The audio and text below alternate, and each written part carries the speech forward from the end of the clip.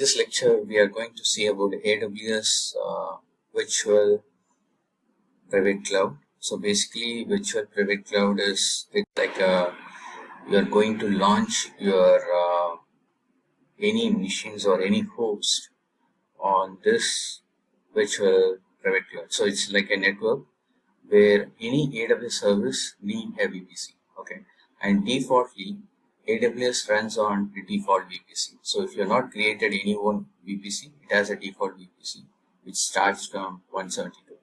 Okay, so right now what we are going to do is we are going to create a VPC. So VPC is we are going to create some host, some subnets like IP addresses. So before creating a VPC, we should have some requirement like how many machines are going to come. Okay, how many machines are required. For example, Dev, if you take a Dev machine, so we will run around 200 to 300 machines will be there. So based upon the understanding, then you have to create the site block. So I have one calculator which will create a cider block. So I'm going to choose this cider block. I'm not going to detail how to this subnet and this mask. So basically I'm selecting this cider block and I'm taking a 25 bit. So if you do this, let me reload it actually. Yeah. So if you see here, I'm going to select 10.9.0.0. And if you take the least one, you'll get a lot of subnet, almost 65,500. So you will take, I want very less actually, so I'm taking 25. And if you see here, it is around 126. So I can launch 126 subnets host. I can see starts from 1 and can launch it. So I'll create this as a VPC and I'll create it. So I'll go to AWS and I'll create one VPC and I'll say this is my say stage VPC. Okay, and you can give the size of the I mentioned 25. 25. This is side of the. So this is tendency is you are going to share your cider block into the different hardware. And so I'm going to share it because cost is involved and I'm going to create a VPC. So my VPC is got created and what you're going to do is for this VPC you have to create a subnet. A subnet is nothing but you're going to launch the machines on this VPC. So VPC is your network. In this network, you are going to launch. You are going to assign some IP address to that machine. So it may be your any AWS machine. So let me go to subnets. Some subnets. So I'll select. We have the stage. So you can see that this is my private. So actually, we make as private. So this is like the stage of private subnet. So actually using one. So you can select different availability zones. So I'm hosting in 1 year. So that's why. And you can say slash. Yeah, you can say slash 24. Okay, so let me divide this. I can take this one. So I will take this one because I'm divisioning into 126 I have divided.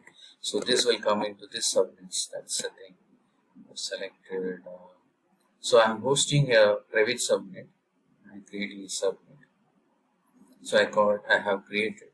So doesn't mean that you have created and you have to add some route tables like that is there. So where you are. So basically here I'm adding to only. So it will work within your site. Okay.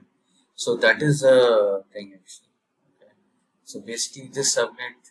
So similarly I can create another subnet such that I can launch another say. I'm going to create another subnet say called public. And, so you can say stage and this time I'll host it into different availability zone. So why I'm hosting into different availability zone is like, so one of your infrastructure, I mean, is down, so another subnet will take it. That's why I want to make sure that it is highly available. Yeah. So you can go here and you can split it actually. So and then what to sell. You can take this as a subnet. So I can host 30. So go here and listing here. So it's 27. Yeah, we can take the same thing.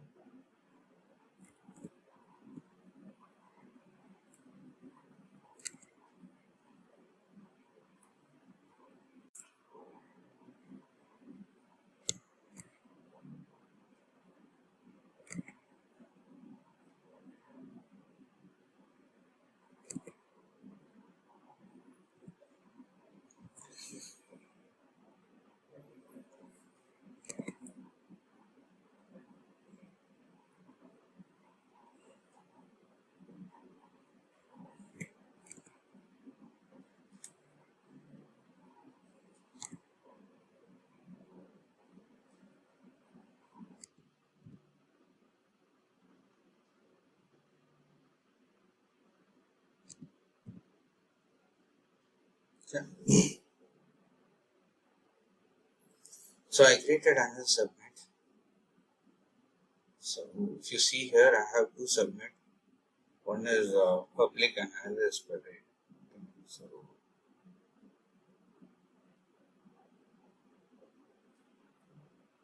So just moving convention. So I have two subnets. So when you launching any EC2 instance, you will host it in this two subnets. Okay, so before doing this, you need to go to subnets. So your private subnet will work within your side block, within your VPC, within your network. But if your public subnet needs to work outside world, so for that you need to attach to internet gateway. So before that you should have IGW, okay, then only it will work. So I think some of the VPC already attached. We create for another thing for our stage IG for VPC. You can see that this is a VPC, create internet gateway. Now what I'll do is I'll go to subnet. So basically what I'm doing is I'm going to, so you have to configure this routing, otherwise it won't work. So just we created the side block and we have to tell how to your network has to flow, right? That's more important. So I come here, so we have something called route table. So this is your route table and click on this route table and click on this. You can add, you can see here you have only local. So go here. So you are allowing the public for all the ranges, your internet gateway. Okay. Internet gateway is one thing. Oh, it's not from, oh, might be created different. So just come to internet gateway. Attached.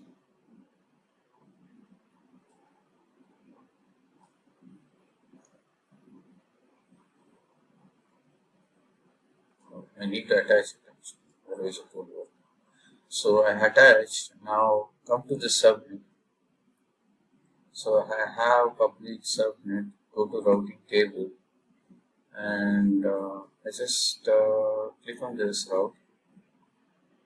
Click on edit and add the internet gateway, and you have something called internet gateway. It will come, then you save it. Then only it will start working your subnet. So your subnet will work from outside. Okay. So this is the way we have created the VPC and other stuffs. So in upcoming lecture, we'll try to launch the EC2 on this side. So thank you guys. We'll see. Thank you.